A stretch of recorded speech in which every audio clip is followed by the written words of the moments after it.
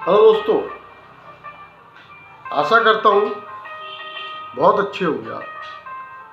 हाँ दोस्तों, मैंने पिछले वीडियो में गुरु की मैंने एक व्याख्या की थी कि गुरु पूरी तरह से सक्षम होना चाहिए।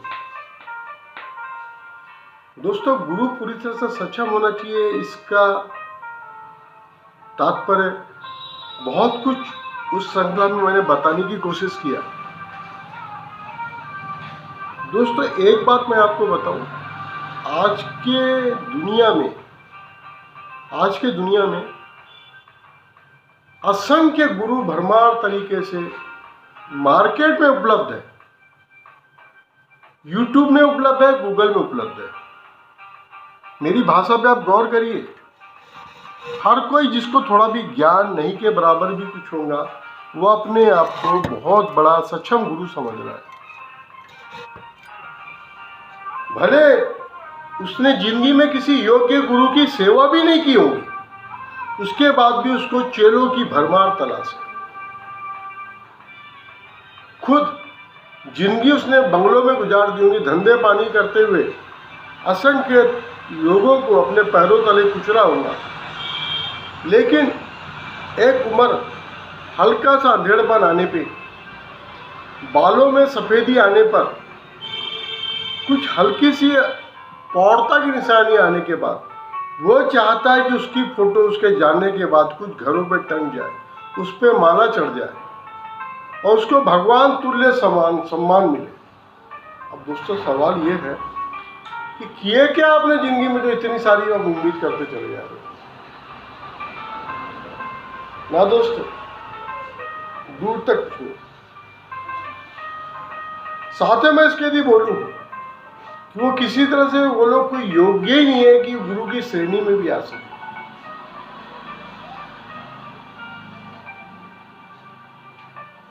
तो आप क्या बोलेंगे?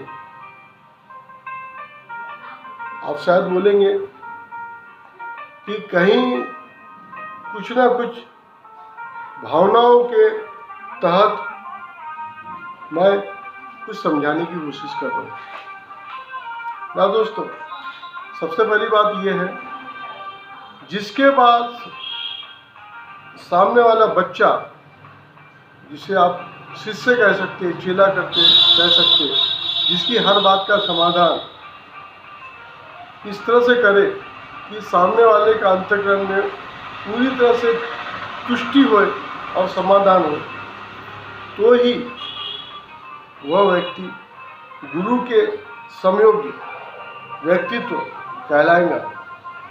अब दोस्तों, सवाल यह है कि पहले सतयुग था, इतनी प्रपंच हुआ नहीं करते थे।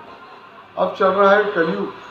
कलयुग में पग आदमी कहाँ तकलीफ में, किस तरह की तकलीफ में आ जाए, इसकी कोई परिभाषा नहीं।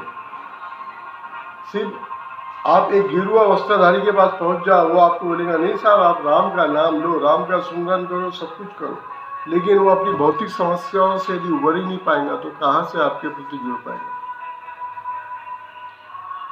पहली बात तो यह है कि कुछ ना कुछ भी हो, लेकिन यदि वो अपने कोई समस्या लेके किसी के पास जाता है, भले कुछ ना हो तो किसी भी आपने छोटे कारखाने, कल कारखाने या किसी दफ्तर में आपने देखा होगा first aid box. First aid box वो चीज़ होती है, जब तक कोई छोटी मोटी दुर्घटना हो जाए और योग्य चिकित्सक ना पहुंचे, तब तक कुछ प्रारंभिक उपाय करने के लिए आदमी एक छोटा सा मेडिकल टूल किट रखता है, उसे फर्स्ट एड बॉक्स रखते हैं।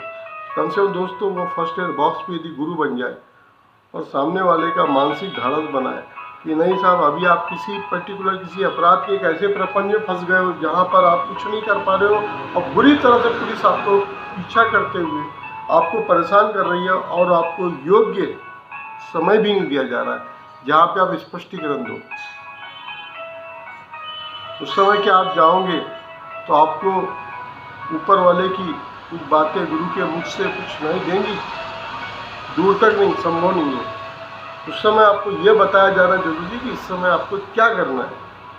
वैसे ही यदि आपका कोई बच्चा कोई एजुकेशन कर रहा है, उसमें किस तरह की तरक्की करना है, और यदि कोई पालक जाए और उसके पास जाके गुरु के पास समस्या रखे कि सही साहब मेरे को किसी अच्छे प्रोफेशन में मेडिकल या इंजीनियर बन जाए, इस तरह से मैं चाहता हूँ, तो उस समय वो गुरु के मुख से कम सांत्वना के साथ में कुछ गाइडेंस सुनना चाहेगा। दोस्तों ये सब क्वालिटी ही मैंने पिछले वीडियो में बताया था कि गुरु के पास होना चाहिए, गुरु थोड़ा सक्षम होना चाहिए। इसी के साथ दोस्तों आज की मैं श्रृंखला यहाँ रोकता हूँ, विराम देता हूँ। सतत बने रहे मेरे साथ, मेरी चैनल है। मैंने शुरू से ही पहले आपको बोला था, मैं सिर्फ आज का युवा वर्ग अपने साथ चाहता हूँ।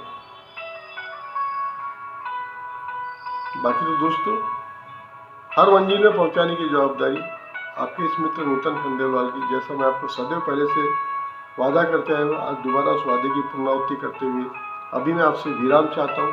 Thank you very much for listening.